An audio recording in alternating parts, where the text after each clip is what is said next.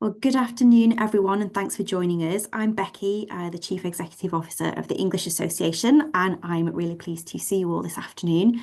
A quick word about the EA. We are a learner society and subject association which was founded in 1906 to promote, support, and celebrate the discipline of English studies. We cover all stages of education, from primary and early years through to secondary and further education, to higher education and beyond, and we cover all parts of the discipline across language, linguistics, literature, and creative writing. Events like this one are made possible by the fantastic contribution of our volunteer speakers. So thank you so much to Tom and Leah for giving us your time so generously this evening. Our members also make it possible to keep these events free and open to all by paying their membership fees. So if you would like to contribute to the national conversation about English and help support our discipline, please do consider joining us. It costs just £55 to support our events and campaigning work for a whole year, and you get access to a range of member benefits, including online access to all our publications. Okay, now it's my genuine pleasure to hand over to Leah to get us started. Thank you. Thank you so much, Becky. And I will second what you said about EA being incredible value before I start on our own topic. So welcome to an initial introduction to Let's Think in English. I'm Leah and I'm a Let's Think in English tutor, work nationally, a little bit internationally, or that's largely my co-creator partner, Michael Walsh. And we also have Tom Lee with us, who is a lead teacher for Let's Think and a senior leader in junior school as well. This is your second school, is that right, Tom, in which you've taught Let's Think in English. So Tom's bit is the interesting bit. Put up with me for about 10 minutes, giving you a bit of a whistle-stop lecture. This is the pathway we're going to tread together in the next 45 minutes. What do we mean by Let's Think in English? Why do we think as an organisation that being introduced to Let's Think is particularly pertinent to teaching English now, at this kind of historical juncture? What we mean by cognitive acceleration. So those two terms, I might use both, are synonymous, really. The very first programme that was developed in the late 80s, early 90s was cognitive acceleration in science education. So some of you may have heard of CASE, C-A-S-E. That had less of a mouthful to it when the kind of early years programmes were developed and English came on board. So don't feel that that's confusing. We do just use the two terms. Then when we get to Tom's bit, he is going to walk us through, and we'll ask you to put your feet in this lesson as students and just kind of enjoy the poem, enjoy the questions, contribute in the chat box to the questions that Tom poses. But then he will interleave that with how a year 6 class at his junior school responded, and that will help you really climb inside and understand the programme better than just talking about it. Okay. A little bit at the end, if your interest is piqued and you want to know more and get involved, there will be information at the end. So in a nutshell, the very kind of crucible, the hub of Let's Think, is a suite of lessons that are pre-planned, pre-resourced, and they provide the real hub of learning for teachers as well as for students. We provide those, but the power of the programme is in how to teach those. Yeah, so there is a rich resource, there is a PD programme, and this is about as nutshell-y as I can get the theory-based, deeply theory-based pedagogy. It is children working at a Goldilocks level of difficulty. The lesson is deliberately built to a pitch which is just too hard for any one of them to have a go at themselves. Though they need each other, they need to connect, and they need the teacher to help steer their thinking in order to get somewhere. Yeah. So that teacher role is not facilitation, let me just hear you, but a steering mediation to take them to the profitable generative areas that their dialogue is, which is emerging in their dialogue. The third element that we would really share, I think, with any dialogic education is the children need to feel really safe to contribute and that their voices will be heard and not laughed at, or ridiculed, that their contributions will be valued and that they are equitable across the group. So the context matters, the nature of dialogue matters, the nature of the task and its pitch really matters. That's us essentially. If I sidestep for a moment now to kind of education, I suppose, now, and you just briefly glance at that left-hand side of the slide, and I think Tom and I would look at that and go, that's all desirable. Really knowledgeable teachers, knowledgeable students whose knowledge becomes fluid. So by reasoning, we mean they can apply that knowledge to new context, new areas, not just a fixed, regurgitated, recitative knowledge within disciplines. And of course, we want kids to have good test results, good exam results. And the sweet spot, or the holy grail perhaps is a better metaphor that we have really needed in education in England, is to advance the progress of our lower and middle attainers, not just those who are doing quite well in education anyway. Yeah. So that's a given, that we would want to raise standards. I think Tom and I might argue the past decade or so, we might have been leaning into the knowledge and the knowledgeable without any real sense or without any real drive from government about how we do that. And if I just reveal the right-hand side of my slide here, these kind of softer skills or soft methods, it's almost like teachers we've been working with say, we haven't got time to do group work, we can't do inquiry, I can't trust them to talk because they go off task, and I've got so much content to get through in a primary situation, even particularly if I move to a GCSE class in English, there's just too much to get to in order for that social democratic purpose that comes through the method of the interconnected classroom. Yeah. So they have become, we would argue, they have become over the past decade or so positioned as being in opposition, when we absolutely believe that they are not. Yeah. And neither side is more desirable than the other. So if you hold those two non-binaries in your minds for a moment, we'll come back to that in a sec. So we've said the art of English, the science of intelligence. A few slides here by what the Let's Think or the Cognitive Acceleration Group, and we are a group of tutors that work in early years, science, maths, as well as English, what we understand by cognition, and these are our deep beliefs. So this comes from Philip Adey's edited handbook of 2008. A deep belief that we have a general processor. Yeah, we have a general intelligence that can then be applied once it becomes firmed up and assimilated, is applicable across to new areas. It becomes fluid. That's not to say that the best way to teach intelligence is in general thinking lessons. In fact, particularly in England, particularly in the Western world, schools have found that it has been more effective to develop reasoning and thinking skills within a discipline and then encourage the children to bridge those behaviours and that reasoning beyond. If I just give you a little example, so something like classification. Yeah, children classify their group shapes, and then we might ask them to group animals. And then actually, they come up in a secondary school, might be classifying organisms. And what do they do in English? They classify characters, villains and heroes and victims, and we classify genres eventually in a secondary school. Yeah, so that specific or discipline specific intelligence can be used and bridged and become fluid across different disciplines. That's a deep belief in the Let's Think programs.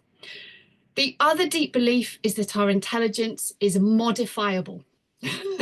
None of us, there is no reliable way to measure potential in children or human beings. Yeah, there is nearly always further to go, and there is no reliable method of saying that kids reach their potential, we can't do any more with them.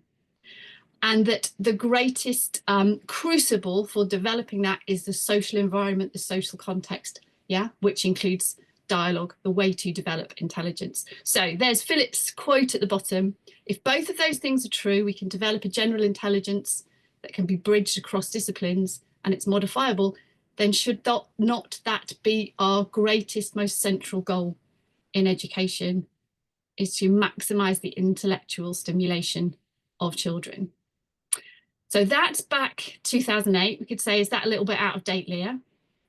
So we bounce forward to 2020s, yeah, a very current, now commercial program, but it was set up by Professor Rob Coe, Stuart Kime, a huge meta-analysis that they developed. What is it that great teachers do that make a difference to the intelligence of children?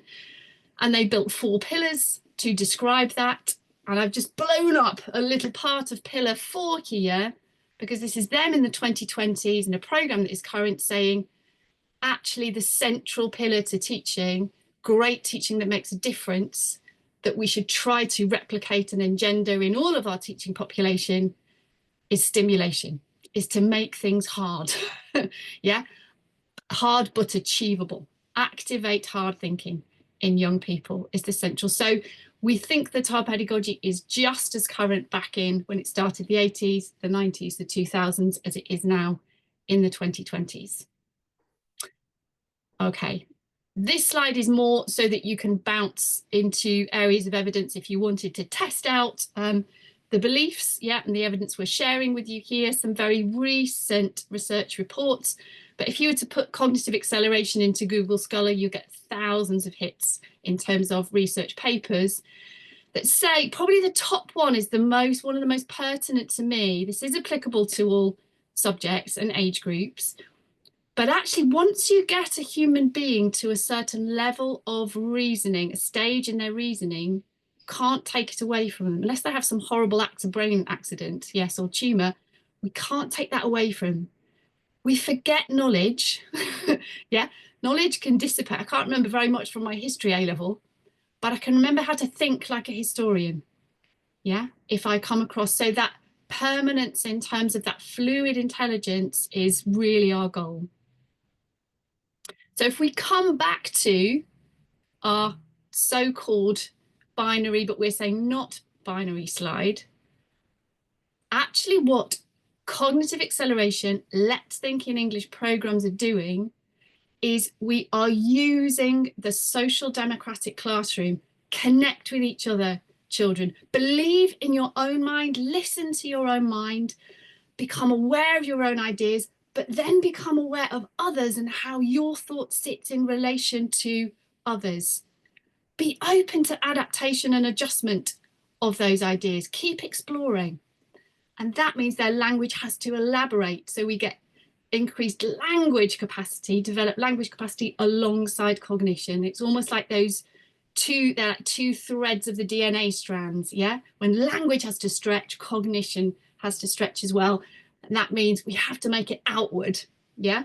So it's not either or, but actually we only really, the best way to chase the left-hand side of the slide, particularly when it's for our more vulnerable learners, vulnerable to not doing well in education, is through the social democratic context.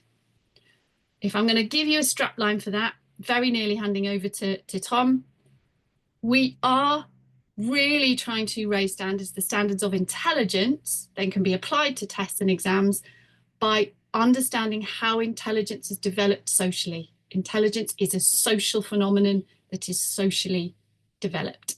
And there's a little range of some of the publications you could go to if your interest is piqued beyond today. My final slide. Come with me onto the lesson bus that is Let's Think in English. It's a Vygotskian bus. So forgive me for the analogy if you don't like it. It's the best one I've been able to come up with. So there is that safe, equitable, inclusive. Are students all on the bus? Do they know enough to be able to get their grapple hooks into this lesson and contribute? Then what is the ticking engine? Yeah, so that the bus can get going. It's their interconnectedness through dialogue. Yeah, just how reciprocal are those exchanges? They are collaborative, not competitive in the way that they exchange ideas. Central task is the teacher and the lesson plan taking them through a graded structure of activities that triggers that reasoning to happen. So they've got to be little meerkats. Hang on, can't quite do this, not quite sure. Different possibilities, yeah? And that wakes up their attention, wakes up their cognition to think harder, And that's your kind of forward motion, right? So now we're on a pathway, we're getting somewhere. The pitch, this is what we do as the tutors when we design the lessons, is there's a moment in the lesson, and Tom's going to take you through it, where we push on the accelerator pedal to a question which is a bit too hard for all of them. I mentioned that before. And our accelerator pedal is informed by Jean Piaget and Piagetian stages. So that's sitting behind the lesson is, this should be a bit too hard for children of that age to think about, but not completely beyond them, particularly not if they stick together on the bus. How do they get through that struggle, that structure? It's partly each other, but it is also crucial the teacher's mediation role that is listening in and noticing. And that when Tom takes you through, he's got a little transcript of him teaching in the classroom. We'll spend some time noticing what it is that Tom is doing to support children through that struggle, as well as them supporting each other. How have I done, Tom? I'm 2 minutes over. I'll owe you half a beer for that, but I think we're just about on track. Okay, no more lecture. So we'll move over to Tom, who's going to take us through simulation of a lesson based on a poem. Yes, great, thank you. And yeah, so I guess that makes me the driver of the bus for this section, which we'll go with that. Yeah, I've been teaching Let's Think for my whole teaching career, really, which is over a decade. I teach it fortnightly, and we teach it across our school in all year groups. And it's the thing that's made the biggest impact on me as a teacher. I think that probably the reason why I often say this to people is that children, the best noise you get as a teacher is when children sort of, they get this like glazed look in their eye and they go, oh. And children get that look when they find something out for themselves, they discover it, and they get it especially, it feels even better when they're discovering it together. And that happens all the time in Let's Think. So I'm going to take you through a Let's Think lesson, and it's based on a poem by Langston Hughes from the 1920s. And the children didn't have any kind of background to this at all. They were just presented with the poem itself. And you'll see when you see some of their responses that they drew on some of their prior knowledge that they already had, and they worked through that together. And what we were particularly focusing on in this lesson was the reasoning pattern of symbolism. So we're looking for the children to be thinking about the symbolic nature of the poem. And what we see in the lesson, the way the lesson is written, is that it will start with something on a quite simple level. In this case, the children were in year 6, so they're 10 and 11 years old. And they begin by noticing that what the poem is about. So they see the basic simple nature of the poem on its shallow surface. And then as the lesson goes on, we take them deeper into what the symbolism is within the poem. And we go through different stages in the lesson that basically increase in difficulty. And all of that time, all I'm doing as a teacher is facilitating talk. I am just asking questions and listening to the children all of the time. So the way that we set up the classroom for a Let's Think lesson is that they sit at desks. We sit them particularly at a single desk, sort of crammed together, so because it helps them to really talk. We don't want them to be spread apart. We want them to be together, normally in groups of 3s. And we set up some culture for the classroom, which is that the children are expected to add and build and challenge each other's ideas. We talk about the fact that the idea is the important thing, not the person. So it's a safe place to be challenged because we're only challenging the idea, not the person who said it. We talk about the fact that the ideas need reasons. And because this is Let's Think in English, the reasons often come from the text.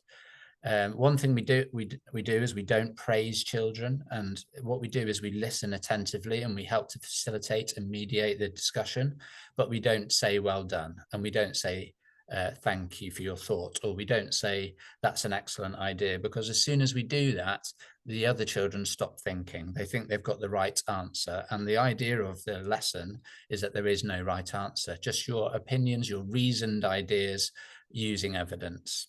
What we do is, as a common thing throughout the lesson, is we ask questions, we have small group discussions, and then we have whole class feedback. So when I ask you the questions today, what I just ask you to do is to think about it.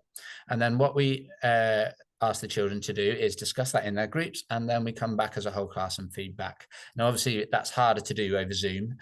So we're going to try, and if you could put some of your ideas in the chat bar, that'd be great, and then we can sort of try and work our way through some of your thinking together. After that, then I will show you what some of the children thought. And just to bear in mind, I think that these are Year 6 children. They're actually quite a challenging class, with a wide range of needs and a wide range of backgrounds. So just keep that in mind when you hear what the things that they were saying. So we'll go to the poem. Now, this is, as I said, I Too by Langston Hughes. And when I would read this to the children, and we read it out loud to the children, probably a couple of times, because what we're trying to do is get everybody on a level playing field. We're not testing their reading ability at this point. We're not sounding things out using phonics. We're getting everybody on a level playing field where they can understand the words that have been read in the poem. And what I would do is read it in quite a in a sort of non-expressive way, which feels a bit odd as a teacher, because you want to really give it some as an English teacher. But actually what we're trying to do is read it in a way that doesn't lead their thinking. So, I too sing America. I am the darker brother. They send me to eat in the kitchen when company comes, but I laugh and eat well and grow strong. Tomorrow I'll be at the table when company comes. Nobody'll dare say to me, eat in the kitchen then. Besides, they'll see how beautiful I am and be ashamed. I too am America. So we read that a couple of times with the children. We clarified any vocabulary that needed clarifying, and then we asked them in their small groups to discuss this question. How is the speaker in the poem treated?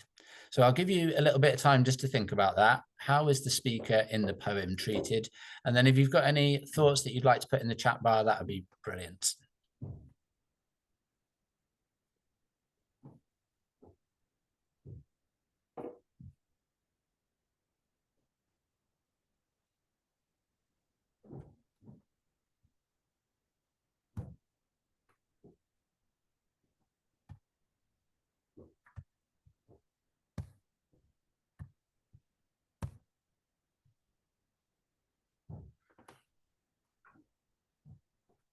Okay, so we've got some developing thoughts. The speaker is treated unfairly, treated badly, isolated, left out.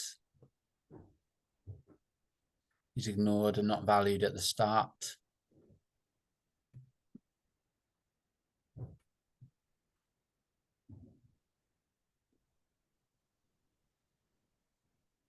Seen as an outcast.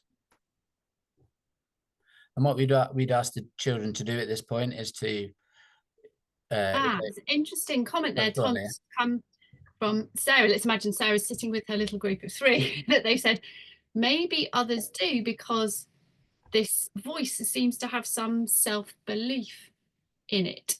So we've got an agreement across the room, and that's what we might share first. But there's an interesting other layer has come in to the conversation. So we might ask Sarah to unmute.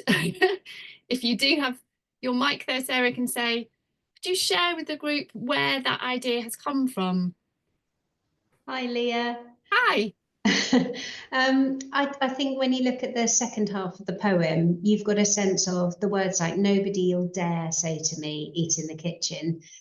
There's the talk about they'll see how beautiful I am. There's the suggestion that there is some sense of self-belief and worth that will give them the strength to push back against the oppression that they're maybe also experiencing. Okay. Thank you very much, Sarah. So she's actually kind of jumped the next stage, hasn't she? Which is Sorry. No, I'm saying that for a really good reason, which is that's where the lesson goes next. Yeah. Should we see where your class went, Tom? Yes. So in very similar to your responses. Yeah. So this is transcribed from the lesson. So I've transcribed it as the children said it, really. So you can see there's quite a lot of the likes and sort of the modern way children speak. So I said, how did your group think that the speaker was treated? And we ask what the group think rather than the individual to begin with. And one of the children said, unfairly, unbalanced, because it says when the company came around, they made a meet in the kitchen, kind of brushed it off, like saying, you'll regret this, aren't they? So they noticed that sort of shifting position that you described, Sarah. And then one of the other children said that they thought that when he says, I am the darker brother, he's not treated very well. He's very, very isolated, basically. And so then as the teacher, I said, okay, so what was it in the poem that made you think that? And they referenced the line, I am the darker brother.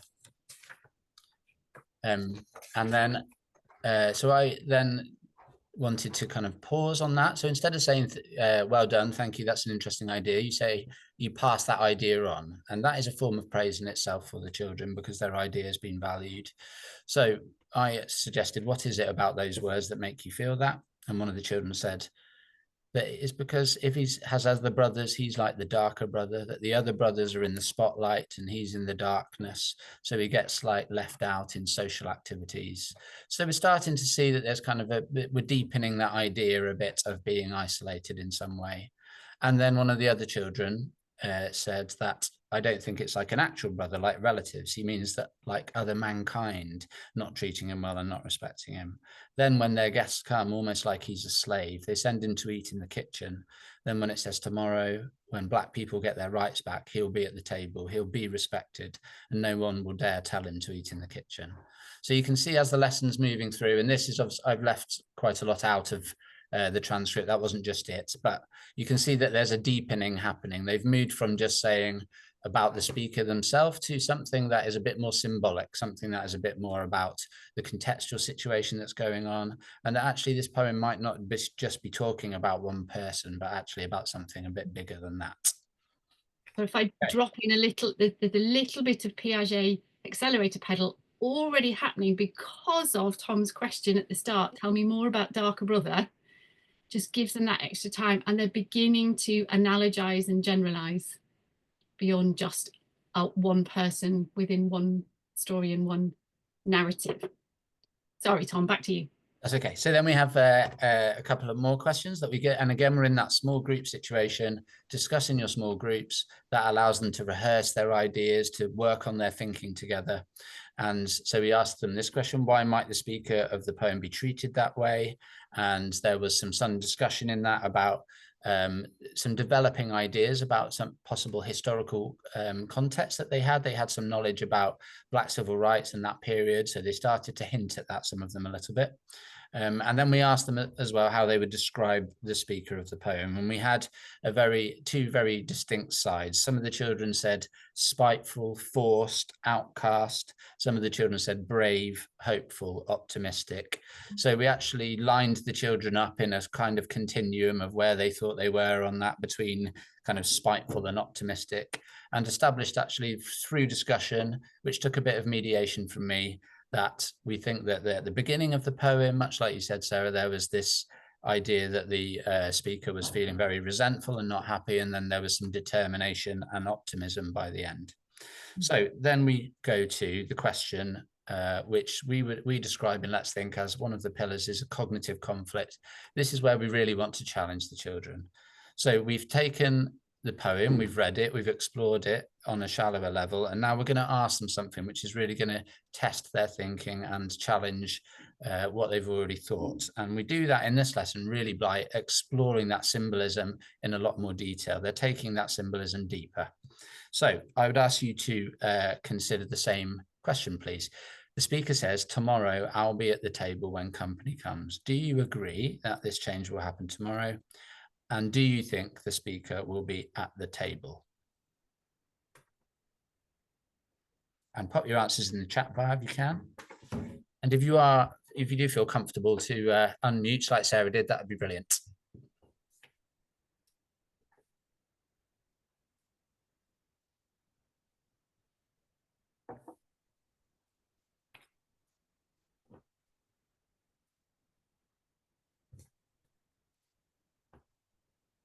Might help to go back to the poem, actually. Yeah. Flip back a little. Thanks, Estelle. So tomorrow is optimistic, but his confidence makes me believe it'll happen at some point.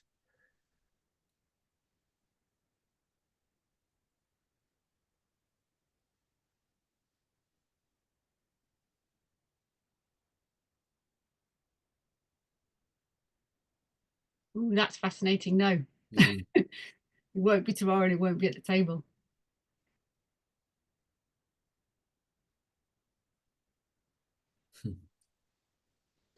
Yeah, it's that sense of optimism, but I feel like in the group we've got some of that feeling of optimism and determination from the speaker, but our own fears that that might not be possible. History might suggest they won't be at the table. It's so tantalizing, isn't it? Because that's exactly where you go, oh, let's unmute. Can you tell the group what has led you to think? Maybe we could hear from Abd T, if that's possible, about why we think absolutely no, if you don't mind. Everyone else is kind of hopeful. Yeah. I like it to think so, hopeful, maybe not immediately, but yes, we've got Abd T. Sorry, we don't know your proper name. Are you able to unmute? I've clicked the ask to unmute just in case.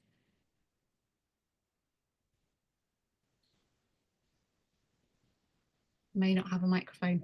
That's okay. Elaborate a little in the chat if that's possible. But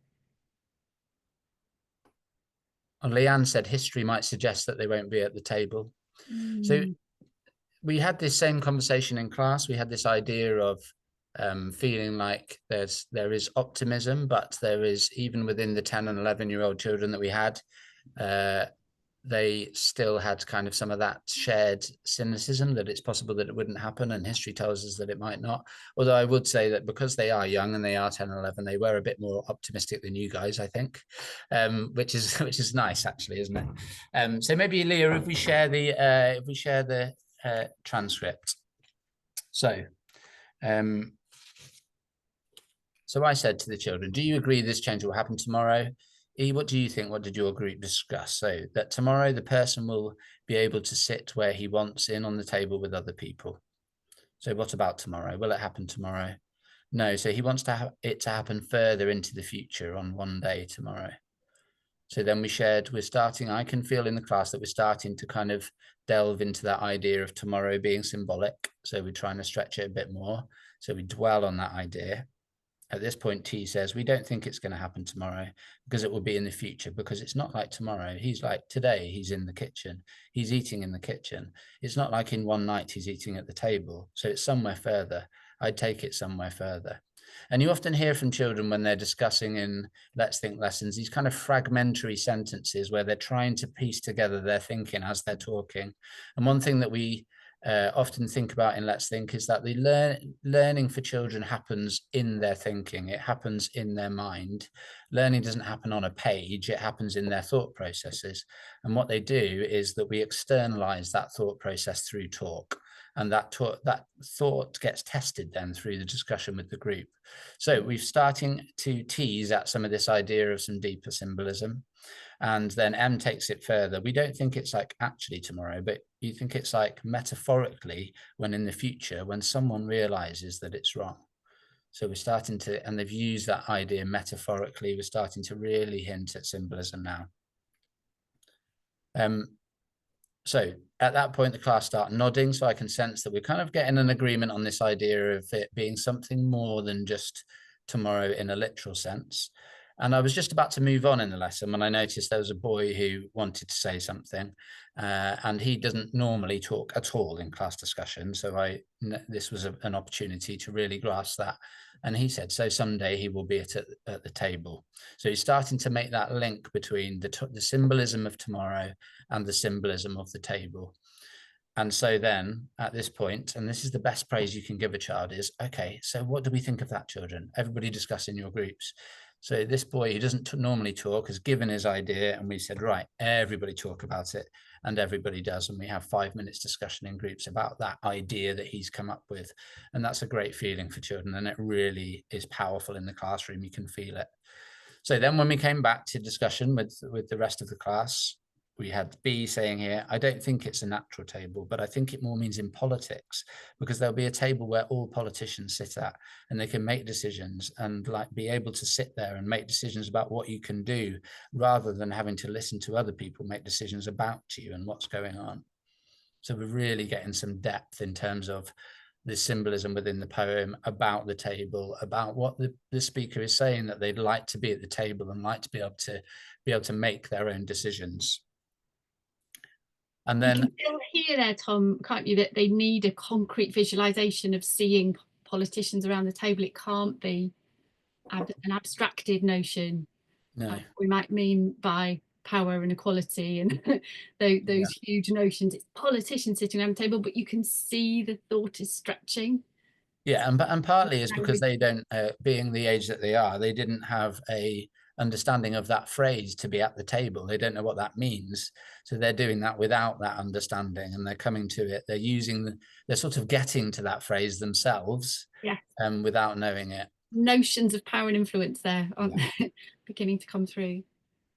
Okay, and then Kay takes it on, saying, we were thinking it was segregation because it says, I am the darker brother. They send me to the kitchen when company comes. It's a bit like the segregation in America in the past, where people would send black people, white people would send black people to go and eat in the kitchen. And it was seen as shameful to have a black person at the table. C takes it on by saying, we talked about it being slavery. Like I said before, tomorrow, maybe that means tomorrow when the company comes.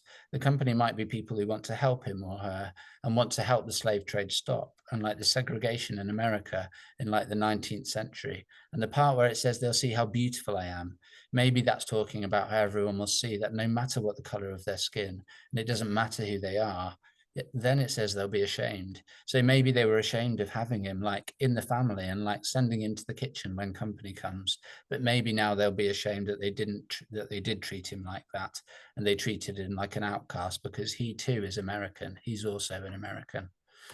And she sat there and spoke. You could see her mind. She was pouring everything out that she was thinking all at the same time, and it was really amazing.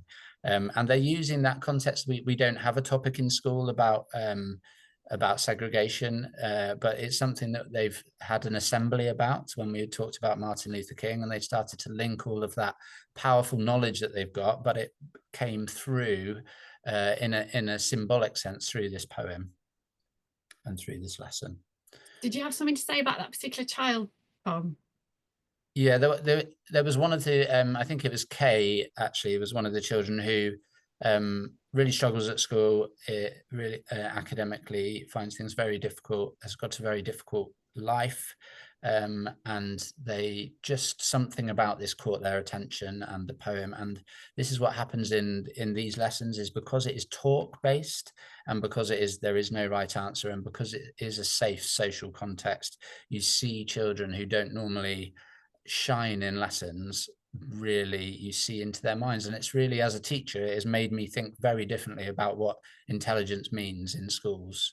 And actually the children whose writing might not look quite as neat doesn't necessarily mean that they are not as intelligent, and that's really important, I think, for us educators to understand. So then the lesson continues. We ask the children, in the last line, it says, I too am America. What might they mean by this? And then we continued to take the lesson forward by giving them some context. So we told them about who Langston Hughes was, about when the poem was written, and that there was this kind of historical context to it. So they didn't have any of this beforehand. Then if I pause you there, sorry, yeah, Tom, sorry. With a secondary school angle on that, or secondary school kind of an above, is that seems to have developed a pedagogy that the only way to teach literature is in context, and put all that knowledge base of context and the author and when they were writing and why they were writing, and front load that before the poem even comes in front of the children. And it's not that we don't think that's vital, but it's that if we're going to grow intelligence from that accessible entry point of let children make their own sense of that poem, there's a critical perspective that can stand alone initially. We won't deny them of that contextual knowledge, but bring it in when they can make even more of it. Yeah. And it can build upon the sense that they've already built to get themselves and together.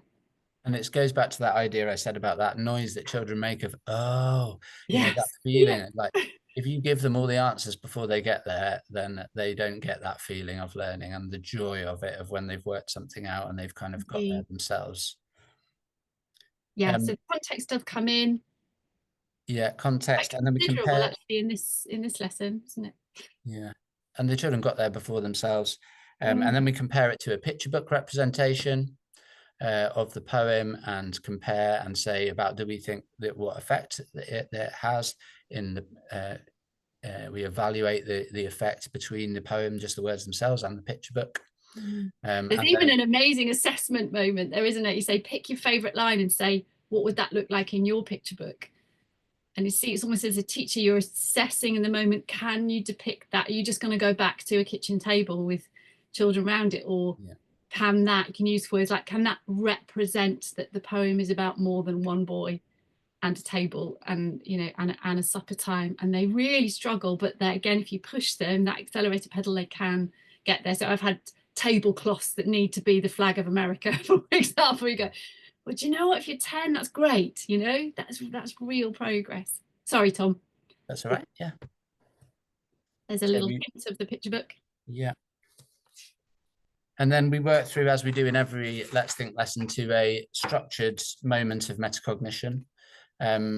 Now, the metacognition, the reflection on the children's thinking, happens throughout the lesson in the moment. But in every Let's Think lesson, there is this moment to reflect back. How has your understanding changed throughout the poem?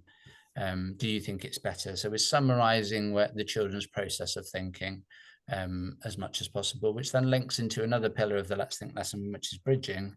So we're going to not just leave that thinking and that understanding and reasoning in its place in the lesson, but try and bridge it forward into their learning and across the curriculum. In this case, you could compare it to Staircase, which is another Langston Hughes poem, which we also have a Let's Think lessons for. And then the children, often we see brilliant writing resulting from the Let's Think lessons because they've explored the text in such depth. And all the lessons follow that similar pattern. And what you notice is, in terms of also bridging, the children's understanding of symbolism is developing from Key Stage 1, when we start the Let's Think lessons, all the way through until Key Stage 4. There's symbolic reasoning pattern lessons all the way through from Key Stage 1 to Key Stage 4. And you see that development happening and that progress happening in their thinking. Thank you so much, Tom. I'm aware there's only a couple of minutes left. I'm not going to talk you through the Piagetian gears here, but Becky can share the slides after the event, so you can see this.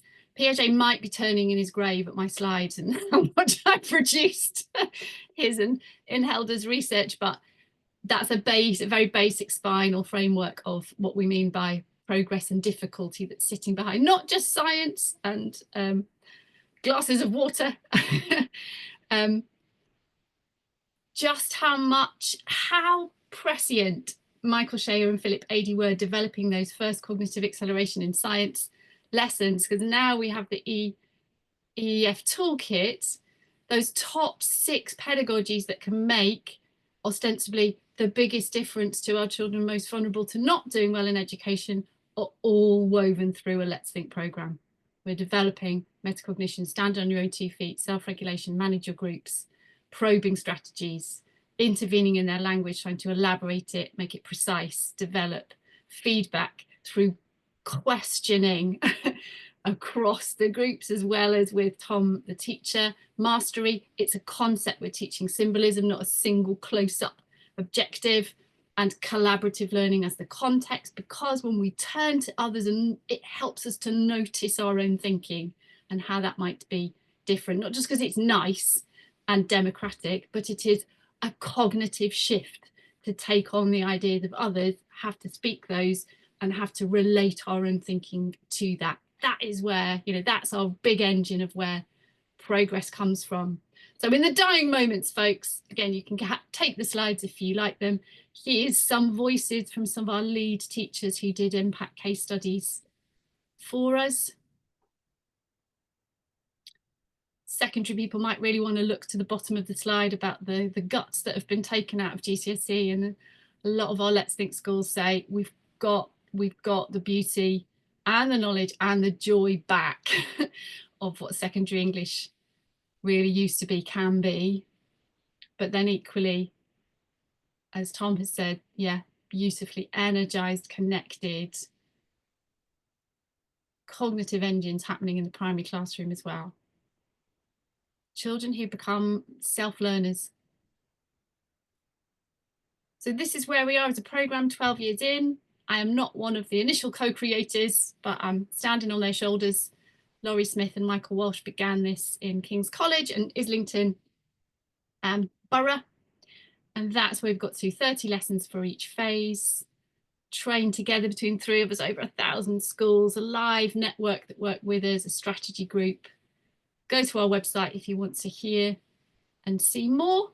Both the generic letsthink.org and our Let's Think in English is there. Find me only on Blue Sky now, not Twitter, no comment. And at letsthink.org if you'd like to get in touch. Okay, good people. I'm sure Tom and I are fine to stay in the room if any of you've got 5 minutes and you wanted to post some questions or unmute and have a dialogue. So dialogue is what's missing, isn't it, in Zoom rooms? But otherwise, this is your evening. So if it's your time to leave the Zoom room, thank you so much for joining us to that intro to Let's Think. Hope we have piqued your interest.